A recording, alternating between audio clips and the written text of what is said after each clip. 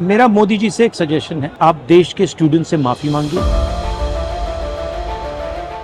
Medical ভর্তি পরীক্ষায় প্রশ্ন ফাঁস নিয়ে শুরু হওয়া আন্দোলন নিয়ে নতুন করে বার্তা দিয়েছেন ভারতের প্রধানমন্ত্রী নরেন্দ্র মোদী। তিনি বলেছেন, যারা প্রশ্ন ফাঁস করে শিক্ষার্থীদের ভবিষ্যতের ক্ষতি করেছে তাদের বিরুদ্ধে কঠোর ব্যবস্থা নেওয়া হবে। দেশটির বিরোধী দলীয় নেতা রাহুল গান্ধী মোদীর এ বক্তব্যের কড়া সমালোচনা করেছেন। তিনি মোদীকে উদ্দেশ্য করে বলেছেন, আপনি সেই ব্যক্তি যিনি তরুণদের ভবিষ্যৎ নষ্ট করেছেন, এজন্য শিক্ষার্থীদের কাছে ক্ষমা চান।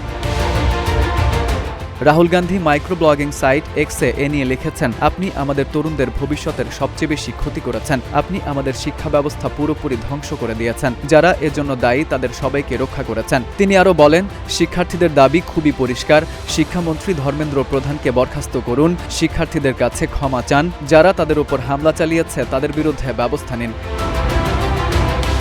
এর আগে সকালে ফেসবুকে মোদী তরুণ শিক্ষার্থীদের উদ্দেশ্যে লেখেন, আমাদের তরুণদের কল্যাণ ও ভবিষ্যতের চেয়ে বড় কিছু হতে পারে না। প্রশ্ন ফাঁসে জড়িতদের দ্রুত ও কঠোর শাস্তি নিশ্চিত করতে দ্রুত বিচার আদালত গঠনের সিদ্ধান্ত নেওয়া হয়েছে। মোদী আরও বলেন, সংশ্লিষ্ট কর্তৃপক্ষ ও কর্মকর্তাদের এ বিষয়ে প্রয়োজনীয় সব পদক্ষেপ নিতে নির্দেশ দেওয়া হয়েছে। শিক্ষার্থীদের স্বার্থ সুরক্ষায় নেওয়া ধারাবাহিক উদ্যোগগুলোরই অংশ এটি। যারা আমাদের তরুণদের ভবিষ্যতের ক্ষতি করার চেষ্টা করবে তাদের কোনোভাবেই ছাড় দেওয়া হবে না। FU Ahmed, Ittefaq news.